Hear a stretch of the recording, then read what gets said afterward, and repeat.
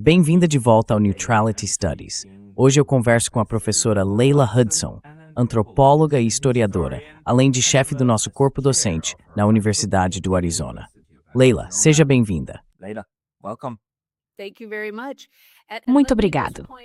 E eu gostaria de deixar claro logo de início que tudo o que eu disser aqui hoje reflete apenas a minha opinião pessoal, profissional e acadêmica e não representa de forma alguma a Universidade do Arizona, que é a minha empregadora.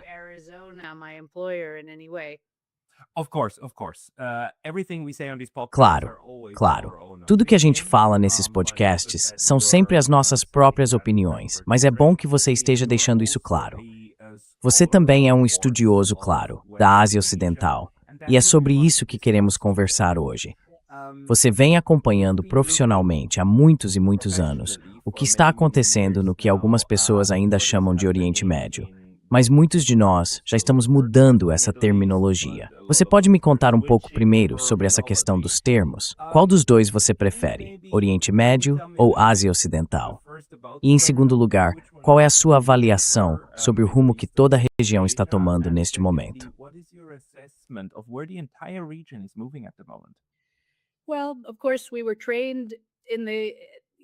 Bom, claro, nós fomos formados dentro das convenções imperiais, do Oriente Médio, e isso ainda é o que mais soa familiar para os nossos alunos e para o público aqui nos Estados Unidos. Mas, claro, o seu ponto faz todo sentido. Pensar num contexto mais amplo e menos relativista é muito apropriado, especialmente porque o momento de transformação que a gente vive agora é um momento que envolve a geografia. É um momento em que o império e o status quo político das últimas décadas, de várias formas, ficaram muito mais evidentes por causa da disputa pelo Estreito de Hormuz e dos próprios fatores geográficos, que tantas vezes são vistos como algo secundário em relação aos acontecimentos humanos. Então, o seu ponto é realmente muito válido.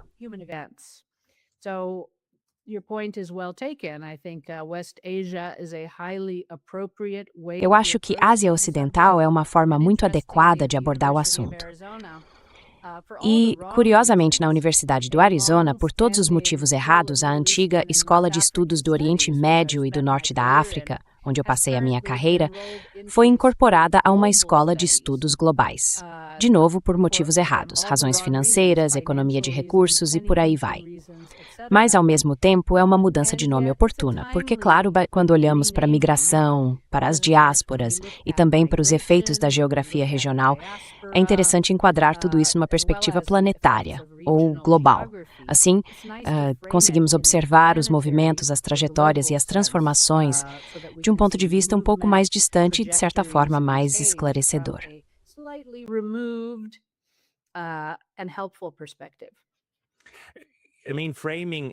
Quer dizer, a forma como você enquadra um tema é muito, muito importante, especialmente na academia, né?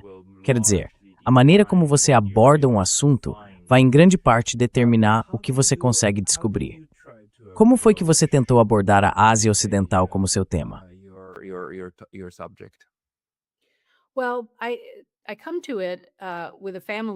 Bom, eu chego a esse tema com uma herança familiar. Sou metade palestino e metade por falta de um termo melhor americano de nascimento. Minha família está espalhada pelo Líbano e pela Palestina. Eu me casei com uma família síria enquanto fazia minha pesquisa de doutorado nos anos 90. E, de novo, como antropólogo e também como alguém que trabalha com uma perspectiva linguística, passei minha carreira e a formação dos meus alunos explorando toda a região do norte da África, desde a Mauritânia até o Mashrek, chegando ao oeste da Ásia e também formando estudantes nessa área. O campo tradicional dos estudos do Oriente Médio envolve o Irã, a Turquia e também o mundo de língua árabe. E eu descobri que isso é, na verdade, uma base ampla e útil, não necessariamente limitada por idioma, por cultura ou certamente por fronteiras nacionais e nacionalismos, mas voltada a identificar padrões e dinâmicas em toda a região, em vez de focar apenas, como nós historiadores às vezes fazemos, em uma história nacional específica.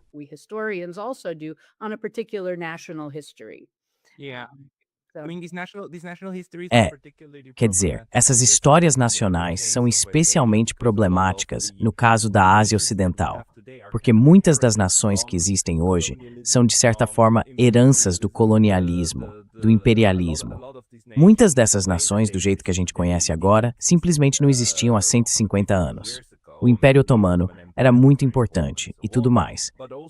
Mas também tem essa questão que você já mencionou. Não dá para separar de verdade a Ásia Ocidental do norte da África.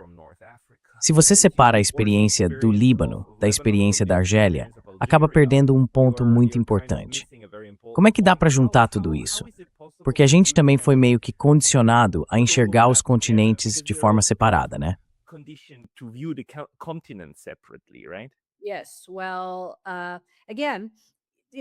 Sim. Bom, de novo, dá para olhar para isso a partir de uma perspectiva bem tradicional, herdada da visão anglo-americana sobre o Oriente Próximo e o Norte da África, ou o que se chama de Oriente Médio e Norte da África. Em vários momentos da minha carreira, eu também já abordei o tema colocando o mundo de língua árabe no centro, com todas as suas muitas formas dialetais. Já olhei também a partir da perspectiva das terras dominadas em grande parte, embora não totalmente, pelo Islã. Então, dependendo da pergunta específica, isso permite literalmente reformular o foco.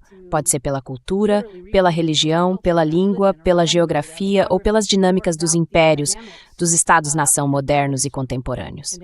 Mas a gente também precisa olhar para os atores não estatais e para as formas de resistência que, de novo, se movem e se espalham por toda a região. Então, tudo isso, eu diria, faz parte do jogo.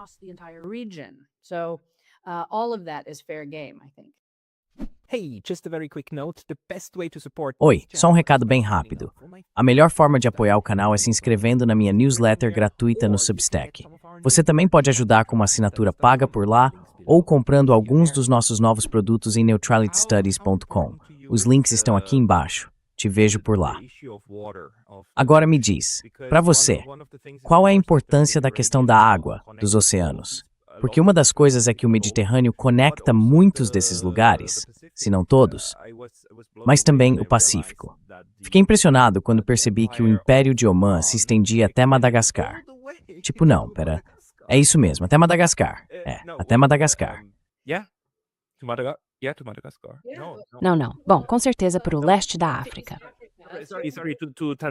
Desculpa, para Tanzânia. Para Zanzibar, lá no leste da África. Zanzibar, não Madagascar, para Zanzibar. Mas foi algo enorme. E claro, é uma conexão marítima, não tanto por terra.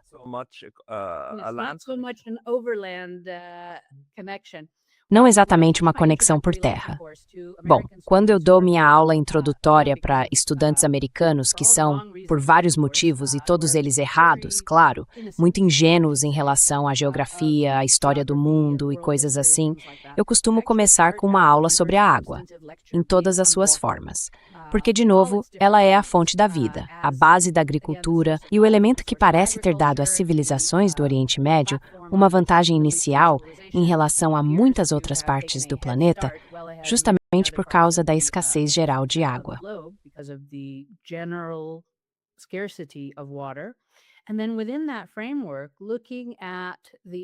E dentro desse contexto, a gente olha para a importância dos sistemas fluviais, não só para a irrigação, mas também para o comércio e para o transporte, e também para aqueles sistemas costeiros e marítimos. Essa é uma perspectiva muito útil, porque permite começar não necessariamente pela terra, nem pelas pessoas, embora as pessoas entrem logo na conversa, mas sim pela geografia da água e do clima, como um sistema que possibilita, conecta, transporta e fortalece culturalmente.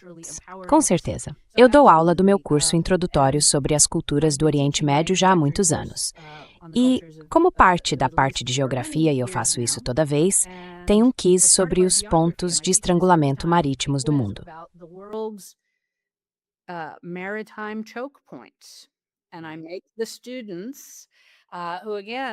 E eu faço com que os alunos, que de novo são em grande parte calouros americanos, mas também estudantes do mundo todo, inclusive muitos do Oriente Médio, se aproximem do tema de forma bastante inocente em relação à geografia, que é tão estratégica e tão determinante.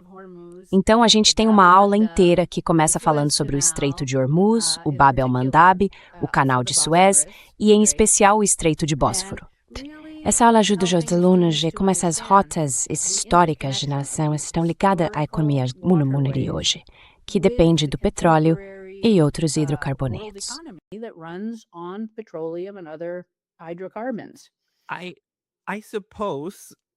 Eu imagino que o atual presidente dos Estados Unidos nunca assistiu à sua palestra, certo? Não. Então, o que você acha disso? Quer dizer, um dos resultados mais impressionantes, na minha opinião, desses últimos 3 meses de guerra, desde o dia 28 de fevereiro de 2026, é que ficou muito claro que o Estreito de Hormuz não é só um lugarzinho qualquer, e que se ele for fechado, dá para simplesmente desviar o tráfego para outro lugar. O fato de Donald Trump ter realmente assinado esse memorando de entendimento, que na prática é quase um documento de rendição, pela forma como foi redigido, mostra o quanto os Estados Unidos estão desesperados agora para reabrir essa rota comercial. Você pode comentar sobre isso?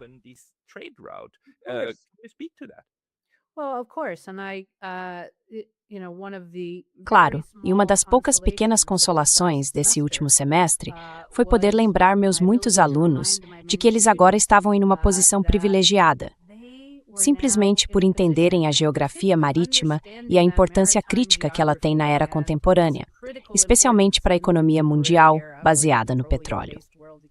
Eles estavam entre os americanos mais bem informados sobre esse assunto.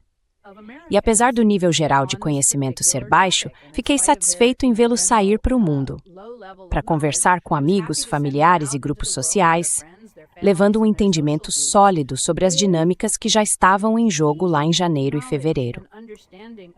Dinâmicas que acabariam surpreendendo o restante da sociedade americana quando as pessoas começassem a perceber o impacto disso no preço da gasolina, no preço dos alimentos, na disponibilidade de fertilizantes e de outros subprodutos químicos.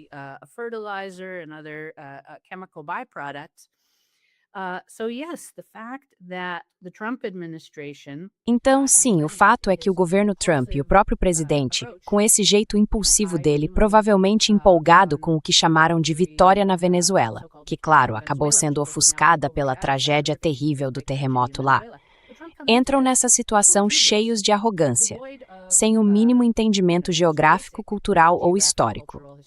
E o Trump já tinha afastado do próprio governo muitos dos diplomatas e analistas de carreira, profissionais experientes, que poderiam ter oferecido uma visão mais ponderada sobre essa adesão impulsiva ao projeto israelense. Uma visão que, sabe, poderia ter salvado tantas vidas, tantos recursos e os últimos vestígios da credibilidade americana na região e no mundo.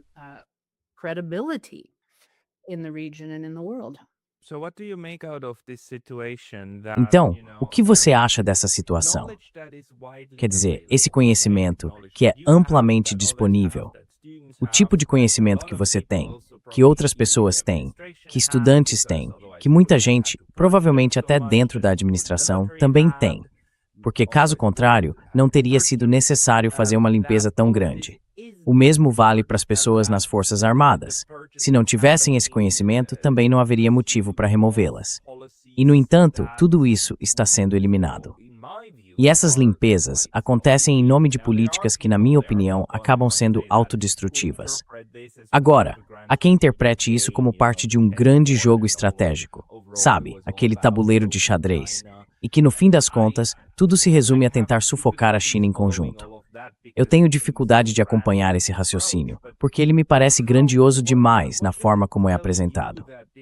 Mas o que isso te diz? Que esse conhecimento está sendo excluído com um propósito que, pelo menos no efeito atual, não serviu em nada aos interesses dos Estados Unidos?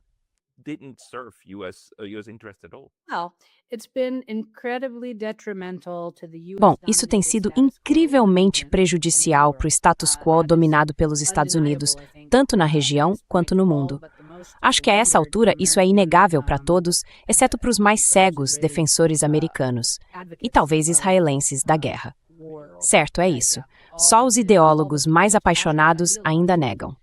E isso me faz lembrar de um princípio de Sun Tzu em A Arte da Guerra, que eu vou acabar distorcendo aqui e não vou conseguir citar exatamente. Mas sabe, um dos pontos-chave para uma vitória estratégica é não só conhecer a si mesmo, mas também conhecer o inimigo. not only to know the enemy, but to know both. And of course, Mas é importante conhecer os dois lados. E claro, o regime atual nos Estados Unidos é problemático. Dá para dizer que ele nem entende bem a si mesmo, nem a posição histórica dos Estados Unidos como potência hegemônica neste momento. E depois de ter se livrado do corpo diplomático de carreira e dos analistas de política e segurança, também não entende o adversário. Isso é um cenário clássico para um fracasso estratégico. Mas o que é muito interessante é que essa reação acabou num momento de transformação, tanto na região quanto no mundo, embora talvez não da forma como alguém teria imaginado o desafio ou o declínio do Império Americano.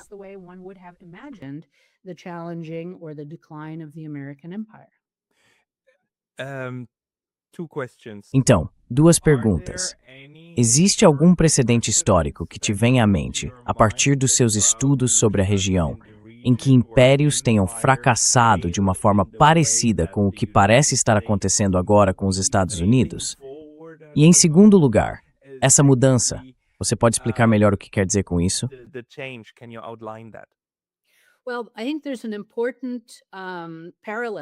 Olha, eu acho que existe um paralelo importante que precisa ser estudado e que eu pretendo explorar um pouco com a Guerra e a Crise de Suez em 1956. Aquilo de muitas formas marcou o fim da dominação britânica e europeia na região. E sabe, de várias maneiras, há muitos paralelos, certo? A vitória da geografia estratégica, da proximidade e do controle. O império em declínio foi longe demais, se arriscou e acabou aprendendo uma lição. E claro, Nasser naquela época de um jeito que lembra o que talvez estejamos vendo hoje com a ascensão do Irã, não só como uma potência regional, mas talvez até como uma potência além da região, se beneficiou do desafio ao hegemon, um desafio que até agora parece ter conseguido resistir com sucesso.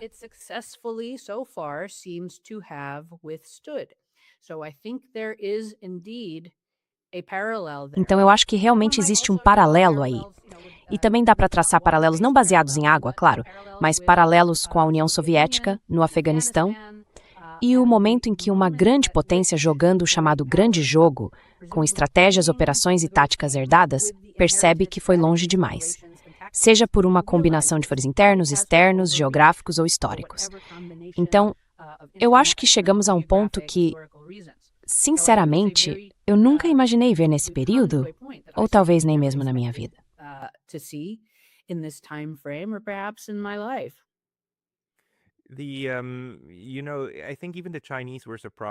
Sabe, eu acho que até os chineses ficaram surpresos com o fato de os iranianos conseguirem resistir ao ataque. E claro, como você acabou de dizer, quando o lado mais fraco é atacado pelo mais forte, o simples fato de continuar de pé já o torna, de certa forma, o vencedor, né? Então, para a região, como você acha que isso impacta agora? Quer dizer, os países do Golfo devem estar bem assustados nesse momento, por causa dessa mudança. A minha teoria pessoal é que, no fim das contas, eles vão acabar sendo, de fato, neutralizados. Não no sentido de eliminados, mas no sentido de saírem da órbita de aliança com os Estados Unidos. Como você enxerga isso?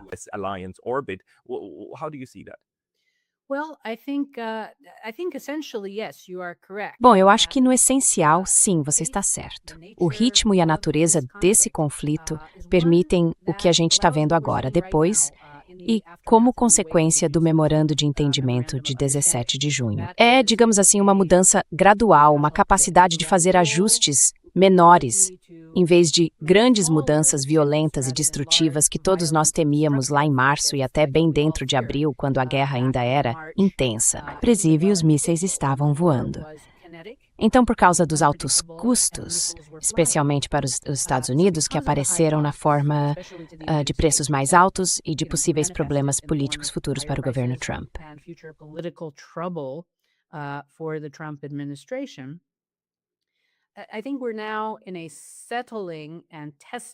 Acho que agora a gente está numa fase de acomodação e de teste em que dá para ver os diferentes países do Golfo se posicionando ao longo de um tipo de espectro, mais próximos dos Estados Unidos ou do Irã, mas se movendo com cuidado, testando aos poucos.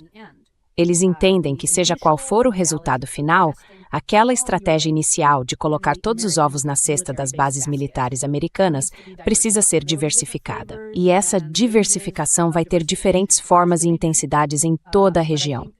Mas eu acho que nenhum desses países pequenos, frágeis e vulneráveis, quer ficar totalmente dependente de uma única grande potência, ainda mais de uma que fracassou de forma tão evidente nas primeiras semanas da guerra. Afinal, aquelas bases americanas que sempre foram vistas como ativos de proteção, acabaram se mostrando pontos fracos e fontes de risco. E, além disso, claro que os iraquianos estavam mais preocupados em proteger o que Israel do que realmente cumprir o acordo implícito, explícito que tinham com os países do Golfo.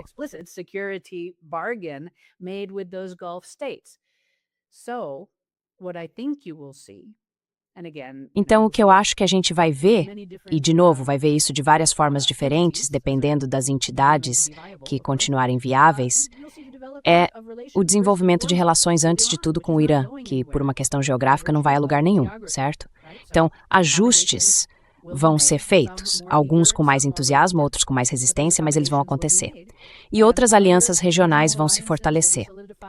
Os papéis do Paquistão, sem falar da Rússia e da China, estão sendo renovados e são mais importantes do que nunca nesse mundo multilateral que está surgindo.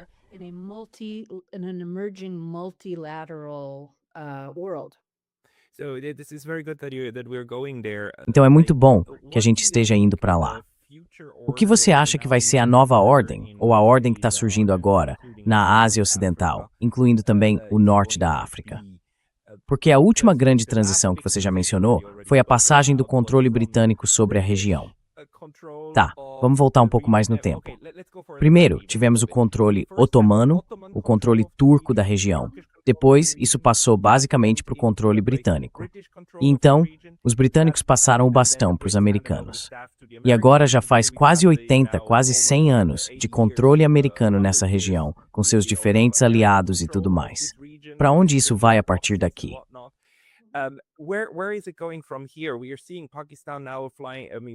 A gente está vendo o Paquistão agora decolando. Quer dizer, vamos ter conversas com a Arábia Saudita. Tem todas essas discussões minilaterais acontecendo. E o interessante é que elas estão acontecendo sem o Ocidente. Mas a gente ainda herda, claro, a forma como toda essa estrutura foi criada. Uma dessas heranças, por exemplo, nos estados do Golfo, é que muitas das monarquias são sunitas, governando populações xiitas e por aí vai. Por outro lado, temos o Irã, que apoia fortemente a causa palestina, especialmente em Gaza. E Gaza, claro, é sunita. Eles não se importam muito com qual vertente do Islã estão seguindo. Como é que você entende essas mudanças?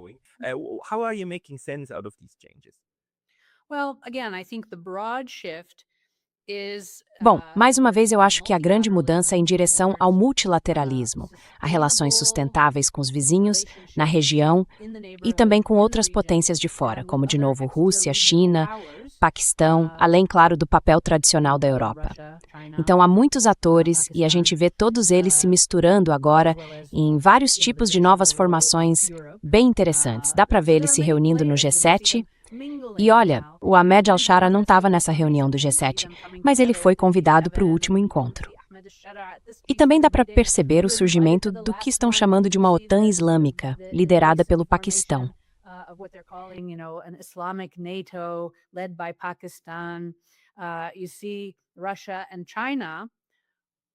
Você vê a Rússia e a China observando, aprendendo, fornecendo e talvez influenciando com seus próprios modos históricos de exercer hegemonia. No caso da China, é algo mais voltado para o comércio, para os minerais, não tão ideológico assim, e tudo isso agora se mistura nesse caldeirão, sabe? Justamente quando aquela estrutura que parecia sólida da segurança americana basicamente desmoronou. Então, claro, a Palestina e as ações do governo israelense de Netanyahu continuam sem solução. É o problema insolúvel, o fator imprevisível, incluindo alguns cenários muito difíceis, já que, pelo menos no futuro próximo, eles parecem insistir num caminho de genocídio. É difícil ignorar isso. É difícil fingir que não está acontecendo.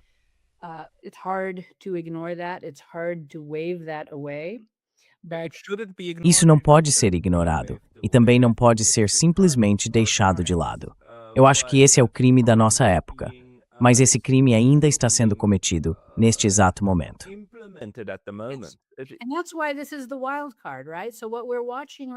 E é por isso que esse é o fator imprevisível, certo? Então, o que a gente está vendo agora, o último, ou melhor, o atual ponto de tensão, é se o memorando de entendimento vai resistir à resistência de Netanyahu a Trump e à expansão do genocídio para o Líbano. Esse continua sendo um problema difícil e praticamente insolúvel, que faz com que esses padrões e dinâmicas mais amplos ainda fiquem um pouco sujeitos a resultados imprevisíveis. Unpredictable outcomes. Existe esse debate dentro do meu pequeno mundo de podcasts sobre quem está controlando quem. É o rabo balançando o cachorro, ou seja, Israel basicamente controlando os Estados Unidos, ou são os Estados Unidos que controlam Israel. Há argumentos para os dois lados. Quero dizer, o Mearsheimer, claro, com o famoso Israel Lobby, de um lado, e o Brian Berletic do outro, dizendo algo como, não, com o Which Path to Persia e tudo mais, os Estados Unidos usam Israel de forma muito estratégica para implementar seu projeto hegemônico. E na verdade não é só sobre o Irã, é muito mais sobre a China.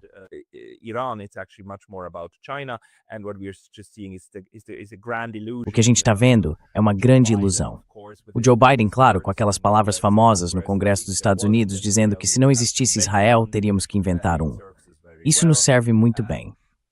Como você vê essa conexão? Essa postura de desafio de Israel é real ou é só parte dessa cortina de fumaça, dessa relação tão intrincada, né? Tipo aquele jogo de policial bom e policial mau. E o Trump dizendo algo como eu adoraria contê-los, mas eles simplesmente não têm limites. Esses israelenses malucos. Quer dizer, é uma narrativa bem conveniente para eles, não é?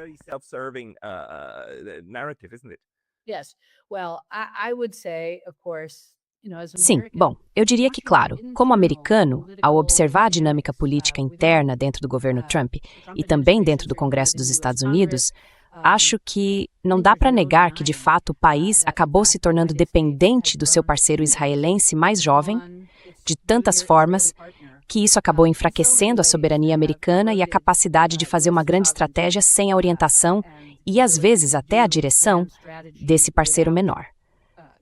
Na minha opinião, isso é inegável, especialmente agora, entrando na era Trump e na guerra com o Irã.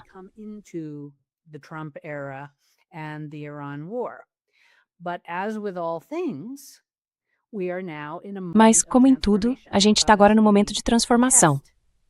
Porque o teste, o desafio que Netanyahu, e eu acho que há evidências bem sólidas de que isso foi apresentado a todas as administrações americanas nas últimas décadas, o plano de uma grande Israel, a obsessão pela luta final com o Irã, isso sempre foi uma possibilidade, sempre foi uma ameaça pairando no ar. E sempre foi algo que as administrações anteriores, com todo o seu grupo de diplomatas e analistas de segurança cínicos, mais experientes, conseguiram evitar. Mas no caso do Trump, ele acabou cedendo. E, de novo, acho que há questões sérias aí sobre se isso foi um projeto conjunto ou se foi algo conduzido por Israel. This was a joint project, whether it was led by Israel. Certain parties are out right now. Alguns grupos estão por aí dizendo que, na verdade, foi o Trump quem quis fazer isso. Eu acho que isso é um pouco performático. Na minha visão, isso é algo que faz parte de um objetivo histórico dos governos israelenses, especialmente dos governos do Netanyahu. Está bem claro que os israelenses pressionaram muito o Trump. E vai saber, né, como muitos podcasters e uma parte cada vez maior da sociedade americana acreditam, talvez a influência dos arquivos do Epstein tenha sido usada nesse caso específico, ou até tenha sido o que permitiu essa decisão de ir para a guerra. Decision to go to war. But when the war happened, Mas quando a guerra aconteceu, quando o teste de estresse realmente aconteceu, em vez de ser apenas uma possibilidade, o teste aconteceu de fato. Os Estados Unidos se depararam com sua vulnerabilidade econômica, sua vulnerabilidade de reputação e ficou exposta à hostilidade do mundo inteiro. E o Irã sobreviveu. O Irã ganhou enormemente em prestígio global pela sua capacidade de resistir, de projetar poder e de ter desenvolvido, ao longo de quase 50 anos,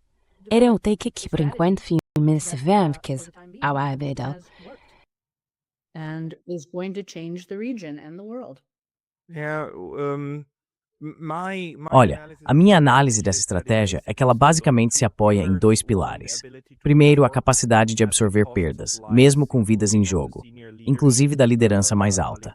Ali Khamenei, só um exemplo, mas também Ali Larijani e outros que sabiam que seriam alvos, foram de fato atacados, foram mortos, e ainda assim estavam dispostos a aceitar isso. O segundo pilar é a capacidade de restabelecer a reciprocidade. Para cada alvo atingido no Irã, eles conseguiam responder. Ou seja, uma capacidade convencional de segundo ataque do outro lado, que incluía, claro, causar um dano sério e significativo a Israel, o filho favorito da região. Então, tem mais alguma coisa que você diria que a gente deveria analisar ao olhar para a capacidade do Irã de resistir? Well, Iran revealed itself, and I Bem, actually wrote about o Irã this. se revelou, e eu até escrevi sobre isso há mais ou menos 10 anos, que essa estratégia de decapitação, que na verdade as administrações Bush e Obama desenvolveram no início do uso de drones em guerras contra vários atores regionais não estatais, no Iêmen, no Iraque e no Afeganistão, a gente aprendeu algo com isso naquela época e parece que isso também se aplica a estados nacionais. E o que aprendemos é o seguinte: quando você exerce um poder incomparável vindo do céu, usando uma força aérea sem rival, e adota essa estratégia de decapitação, os seus adversários em terra sabem disso, sentem isso e são as vítimas diretas disso. They know this, they feel this, they are the victims of this. And they very quickly adapt to it by E eles se adaptam developing muito rápido a isso, desenvolvendo o que a gente poderia chamar de uma base sólida de liderança. Tanto que, sabe, a gente costumava fazer uma piada meio cínica de que o cargo mais perigoso era o de, digamos, terceiro na linha de comando da Al-Qaeda. Porque as pessoas eram constantemente promovidas para esse posto, eliminadas, e depois alguém subia para o topo e também era eliminado. Mas o que isso provoca dentro da sua... But what this causes within your Restuck Messual. within your organizational structure, yes, exactly. Dentro da estrutura da organização, sim, exatamente o que existe é adaptabilidade, profundidade de estratégia e qualidades de liderança, além de unidade da expectativa de algo que seria visto como martírio pela causa, certo? E isso provoca uma evolução rápida, digamos assim, à medida que as pessoas são testadas e substituídas. Então, a gente vê o Trump falando recentemente sobre como eliminaram a primeira liderança, depois a segunda, e agora estão lidando com a terceira liderança, que ele, pelo menos para o público interno, gosta de dizer que foi ele mesmo quem escolheu pessoalmente.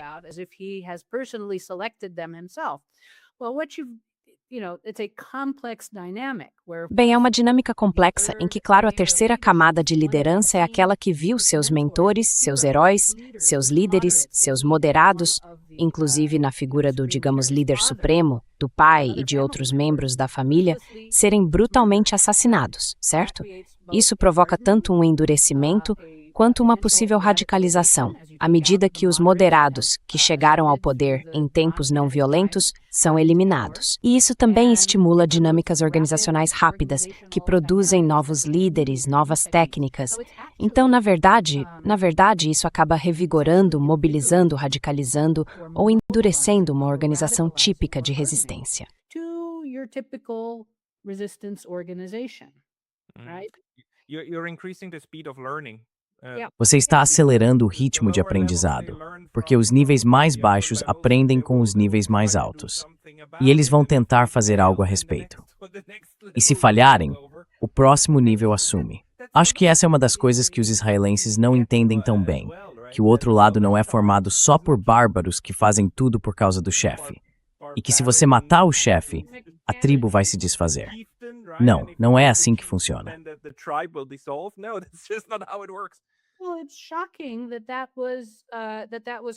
Olha, é chocante que isso tenha sido convincente para o Trump. Mas um ataque rápido de decapitação, na verdade, faria o país desmoronar. E aí, com alguns roteadores Starlink colocados estrategicamente, ou o que quer que fosse, mais armas contrabandeadas por um grupo ou por outro, isso acabaria gerando o tipo de mudança que, na minha opinião, o Trump comprou como ideia. Os israelenses, né, que têm, do ponto de vista americano, uma estratégia e uma análise militar muito respeitadas por muitos formuladores de política nos Estados Unidos e que muitas vezes são aceitas sem questionamento. Então, acho que isso foi muito chocante. E, de novo, deveria ter havido várias camadas de resistência, e de fato houve.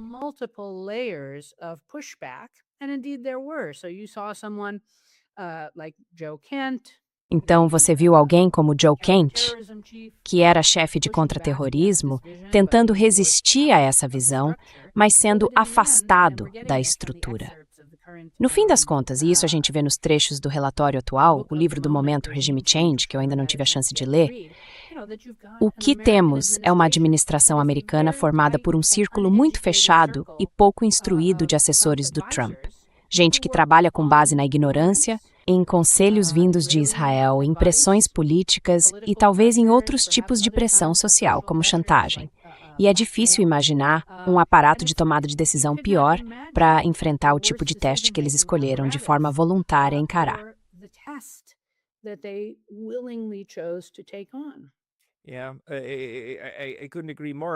Eu não poderia concordar mais. Mas eu preciso dizer, em defesa das pessoas que tomaram aquela decisão e dessa estratégia israelense, e quando digo em defesa, não quero dizer que elas mereçam ser defendidas, mas tem uma coisa que realmente fala a favor dessa abordagem. É claro, o exemplo da Síria. A Síria meio que entrou em colapso muito rápido, lá em 2014, de um jeito que nenhum de nós, entre os comentaristas, tinha previsto.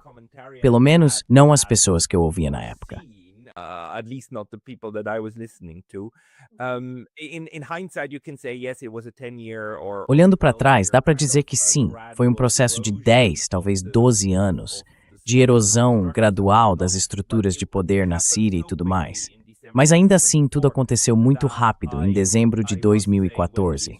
E eu preciso dizer, quando os israelenses tentaram convencer o Trump de que o Irã seria uma espécie de super Síria, que bastava colocar pressão suficiente e pronto, de repente surgiria um apoio popular vindo de baixo. Havia de fato pessoas, dentro e fora do Irã, iranianos que realmente, mas realmente mesmo, detestam o governo atual. E a ideia era se apoiar nisso, achando que poderia funcionar. Mas vamos nos concentrar na Síria agora.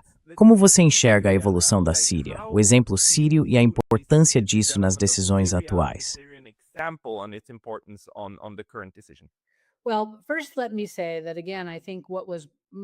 Bom, primeiro deixa eu dizer que, mais uma vez, eu acho que o que mais estava na cabeça do Trump, quando ele pensava no Irã, era o exemplo da Venezuela. Lá você teve um efeito de decapitação, encontrou um candidato disposto, um segundo no comando, um governo fantoche, e tudo acabou muito rápido. O ciclo de notícias seguiu em frente. E eu realmente acho que esse, na verdade, era o ponto de partida da guerra com o Irã. A situação na Síria é bem mais complicada, claro. Foi realmente muito surpreendente começar a perceber o avanço a partir de Idlib nos últimos dias de novembro de 2014, se não me engano, e depois ver o avanço até Alepo e descendo pelo centro da Síria em questão de, poucos dias. Aquilo foi chocante e surpreendente.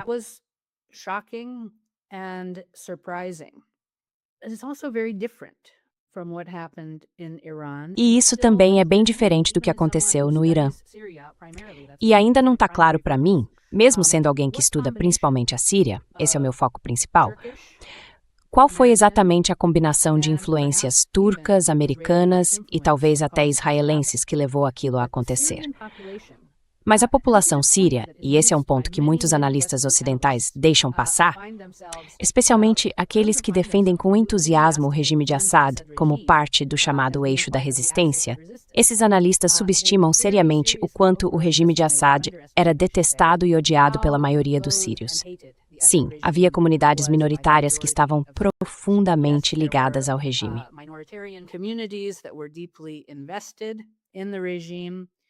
Os alauítas. Alawites, yes, the Alawites, and to a lesser extent, Sim, os alauítas.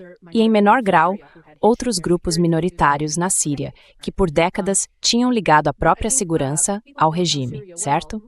Mas eu acho que quem não conhece bem a Síria subestimou muito o quanto a maioria da população sunita síria estava profundamente pronta para se livrar do regime Assad. E é difícil para muitos analistas que não conhecem bem o país evitar aquela reação automática de defender o regime. Desde 2011, ele estava em conflito aberto com a maior parte da população. Causou uma crise devastadora.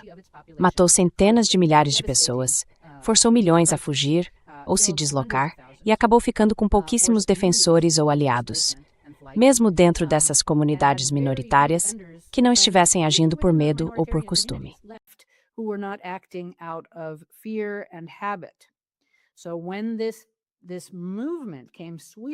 Então, quando esse movimento surgiu com força a partir de Idlib, eu ainda não entendo bem até que ponto, e eu tendo a achar que foi algo principalmente fomentado por Erdogan e pela Turquia, como parte de uma estratégia planejada há muito tempo, mas claramente com a anuência dos Estados Unidos e talvez com alguma contribuição de algum tipo por parte dos israelenses. É uma situação bem diferente. No Irã, um país maior com uma composição diferente, havia populações minoritárias e uma oposição de minorias que já era antiga, ativa e pronta para a queda do regime islâmico. Mas a maioria da população não. E quando a guerra começou, da forma terrível como começou, em meio a negociações, com um ataque de decapitação ao líder supremo, e o mais grave, com o crime absolutamente horrendo de destruir um complexo de escola primária com o que chamam de duplo ataque.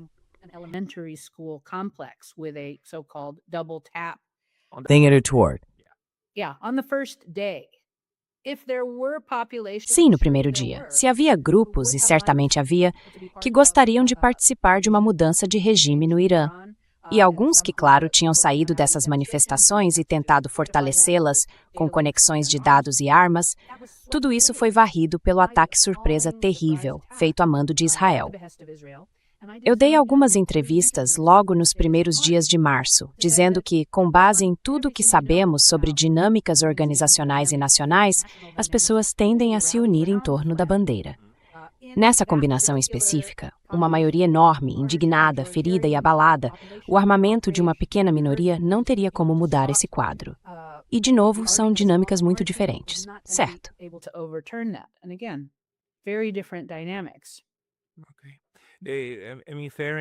Certo.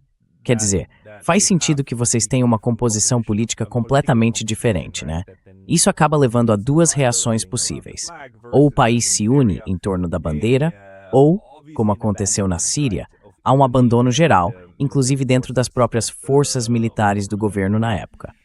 E quanto à Síria agora? A gente também viu, nesse meio tempo, que Israel não parou de bombardear o país.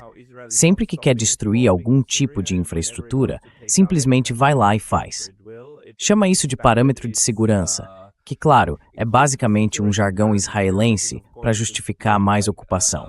Porque cada parâmetro de segurança que eles criam acaba virando área de assentamento. E aí esses assentamentos geram a necessidade de novos parâmetros de segurança, que geram mais assentamentos e assim por diante. No fim das contas, é um processo de expansão contínua. Então, onde você vê a Síria sob o comando de al-Julani, o ex-líder da Al-Qaeda?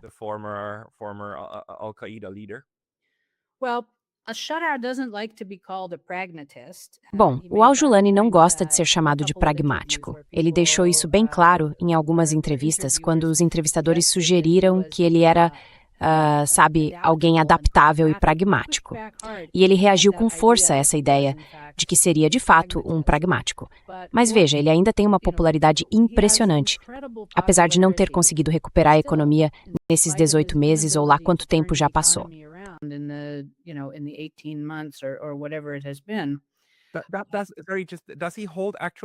Ele tem de fato popularidade entre uma boa parte do povo sírio. Porque veja, muita gente no meu meio descreve ele como apenas um fantoche da CIA, alguém que passou de terrorista para terno e gravata, e por aí vai.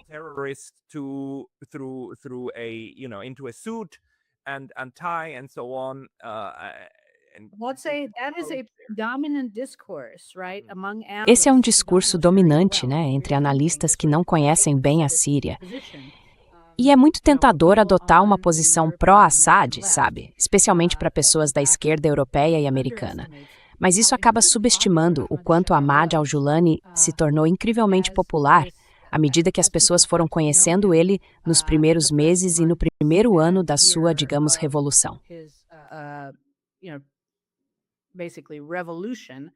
Da tomada de poder depois de 2024. Ela tem uma popularidade enorme, muito restrita.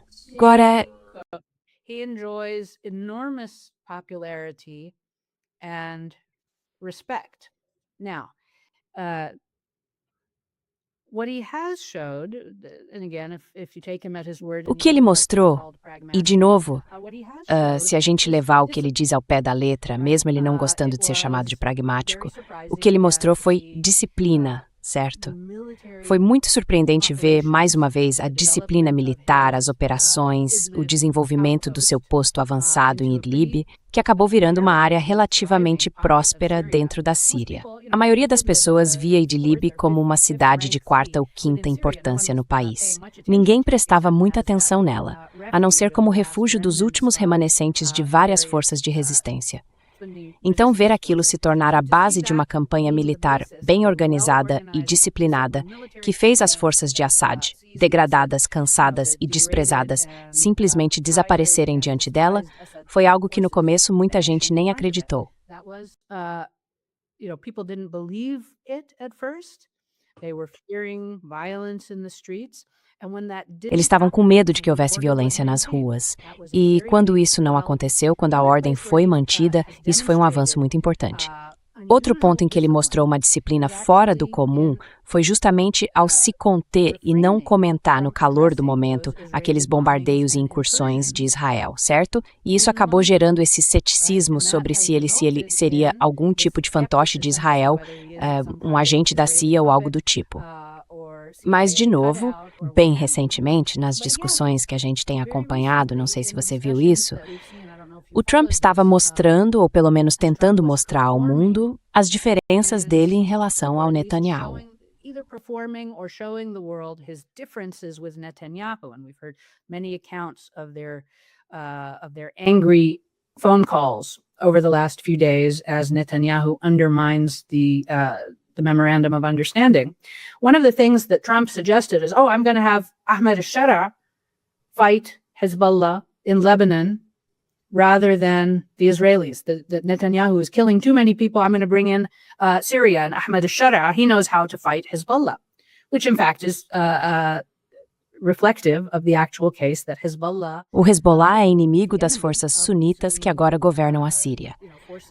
O Hezbollah sustentou o regime de Assad por, digamos, boa parte de uma década e meia de guerra. Não existe nenhum tipo de simpatia entre eles. There's no love lost. There is no natural affinity between those Não existe nenhuma afinidade natural entre aqueles combatentes sunitas da resistência e os combatentes xiitas do Hezbollah. Eles são inimigos. Então o Trump se aproveitou disso e disse algo como, eu vou chamar o Ahmad al-Shara, por quem ele parece ter uma espécie de admiração estranha. Vou fazer com que eles lutem contra o Hezbollah. A resposta do Ahmad al-Shara a isso foi, mais uma vez, de disciplina e moderação. Ele precisava deixar bem claro e rapidamente, tanto para o público interno quanto para a região, que não ia lutar as guerras do Trump, nem mesmo contra seu inimigo histórico, o Hezbollah no Líbano. E ele disse, neste momento não estamos em posição de entrar no Líbano. We are in no position right now to go into Lebanon. And furthermore, além disso, o nosso jeito é o seguinte. Se a gente quisesse lutar contra o Hezbollah ou entrar no Líbano, a gente anunciaria isso para o mundo. Mas não é o que estamos fazendo. Isso não está na nossa agenda agora. Não é assim que a gente vai agir. Ele conseguiu manter muita popularidade entre os próprios sírios, fazendo algo que a gente mencionou lá no começo da conversa, mantendo relações cordiais com todo mundo, inclusive com Trump. E sem aproveitar a oportunidade, nem ceder à pressão dos americanos para atacar o inimigo tradicional dele e também da maioria da população síria, que é o Hezbollah. the majority of the Syrian population's traditional enemy, Hezbollah. So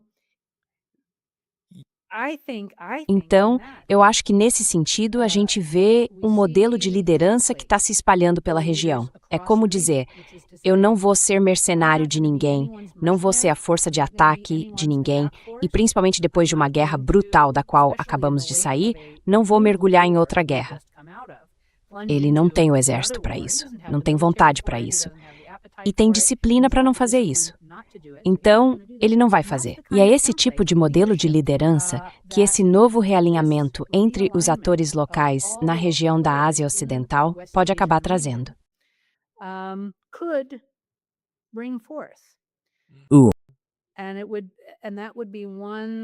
E isso seria um tipo de característica da multipolaridade. A gente tem boas relações com os chineses. Não cortamos relações com nossos antigos inimigos, os russos, porque eles podem ser úteis como um contrapeso aos americanos. Vamos resistir à tentação que alguém como Saddam Hussein teria de se precipitar e se comprometer com uma invasão da Síria e uma guerra com o Hezbollah no sul do Líbano. Não vamos fazer isso.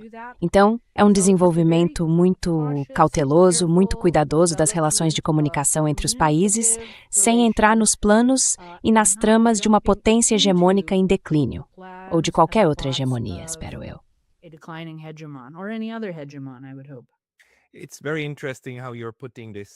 É muito interessante a forma como você está colocando isso. Quer dizer, manter amizade com todos os lados é, claro, o que eu chamo de neutralidade.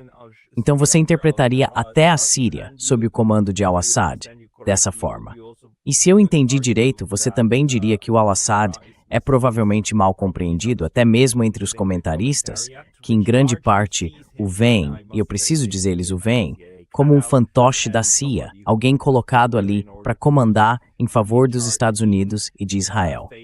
Mas você enxerga isso de um jeito bem mais sutil, como alguém que entende a vulnerabilidade estratégica e a fraqueza, que conhece, de certo modo, as limitações da Síria. E a partir desse entendimento reage com toda essa contenção, mas na verdade contido em relação a todos os lados. E embora as decapitações do passado façam parte dessa figura, isso não significa que façam parte do futuro, ou que eles sejam o mesmo tipo de animal político como um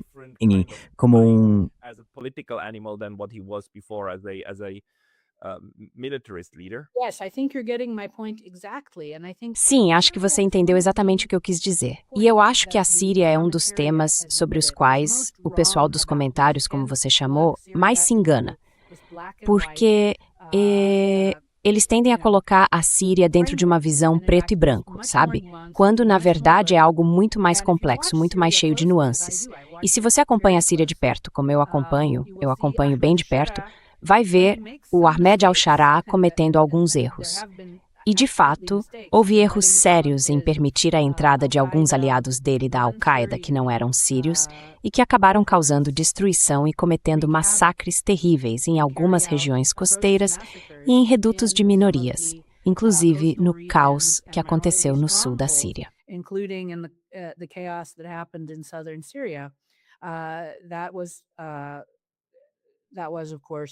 Isso foi, claro, trágico e perigoso, mas ele aprendeu com aquilo, recuou e seguiu em frente. Recentemente tivemos um incidente na Síria, que provavelmente passou despercebido pela imprensa ocidental, em que uma pessoa que tinha sido opositora do regime de Assad e que chegou a passar um tempo nas masmorras de Assad, usou a nova liberdade das redes sociais sob Ahmad al-Sharaa para criticar alguns empresários sírios que tinham feito promessas sobre a reconstrução do país, mas não cumpriram o que disseram. Ele foi preso.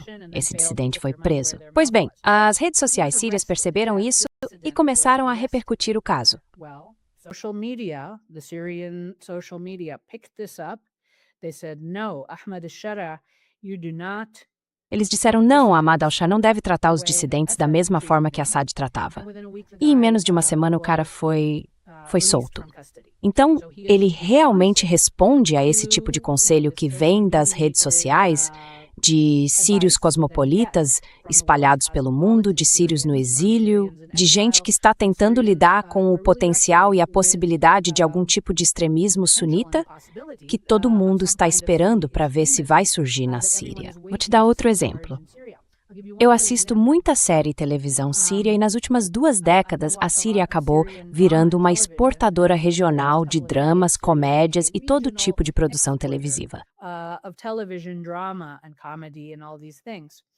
Under Ahmad al-Shara, and this is quite surprising.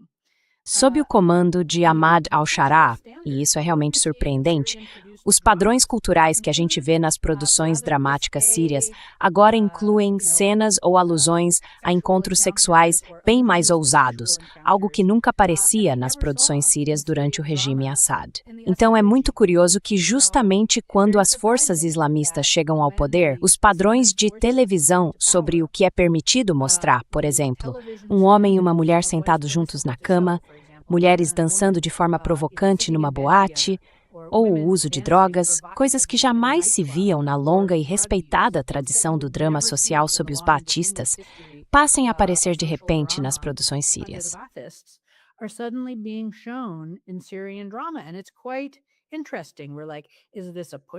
E é bem interessante. A gente fica pensando, será que isso é uma reação da comunidade artística contra o possível conservadorismo do regime islamista? Seja o que for, está acontecendo, né? E não está sendo reprimido. Então, claro, há erros, há momentos complicados, mas, no geral, o que se vê é uma negociação entre alguns dos elementos mais cosmopolitas, os setores seculares e laicos da sociedade síria, e um novo regime que, sem dúvida, tem uma origem islamista, mas que também responde bastante bem a essa ideia de uma Síria multirreligiosa e multiétnica, para todos. E olha, a incorporação das forças paramilitares curdas também tende a reforçar essa percepção. Vamos ver o que acontece.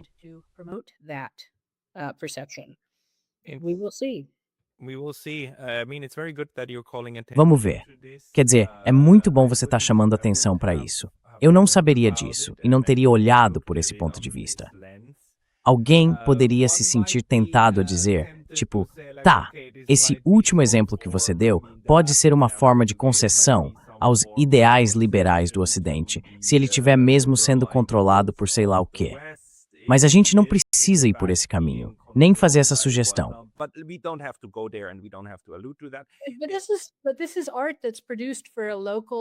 Mas essa é uma arte feita para um público local e regional, então, com certeza, não é algo, digamos, num dialeto sírio bem marcado e reflete muito as tradições locais da televisão e do cinema. É realmente bem interessante. E, de novo, isso me dá esperança, sabe? E quem sabe o que vai acontecer amanhã ou em qualquer outro dia.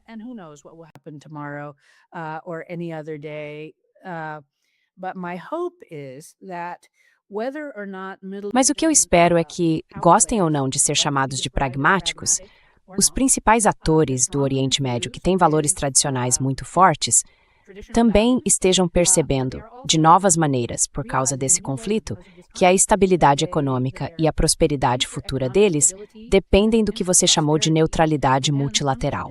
Ou seja, não colocar todos os ovos na cesta do radicalismo ou do sectarismo, nem na cesta de um único hegemon, como a dominação americana no Oriente Médio nos acostumou, ou de qualquer outro hegemon. A ideia é ter relações negociadas, canais de comunicação abertos com todos, para que fiquem cada vez menos propensos a ser marionetes de alguém.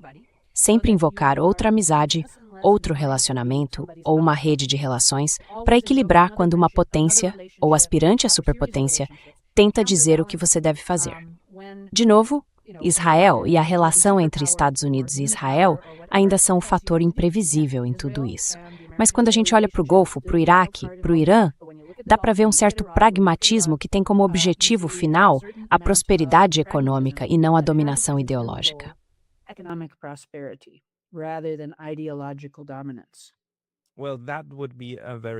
Bom, esse seria um ótimo objetivo final para todo mundo. E é aqui que a gente precisa encerrar a nossa conversa. Mas eu queria muito destacar que você também lançou um livro há pouco tempo, também sobre a Síria. Linhas de fuga, montagens do lar, mulheres sírias deslocadas. E eu sei que ele está aí do seu lado. Você pode mostrar rapidinho? Yes, I will show it. Sim, eu vou mostrar. Esse foi um trabalho feito com muito amor. Também é uma perspectiva centrada nas mulheres sobre o deslocamento, a guerra e a migração na Síria. O livro acompanha as histórias de 5 mulheres sírias de meia-idade, esposas e mães tradicionais sunitas, que tomaram a difícil decisão de fugir da guerra civil na Síria por volta de 2012, quando suas vidas se tornaram insustentáveis e a terrível violência iniciada pelo regime de Assad começou a se aproximar delas.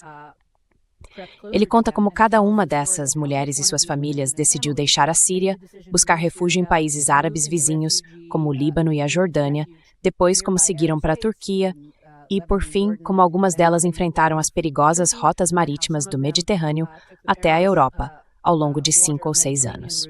Então, é sobre isso que trata o livro.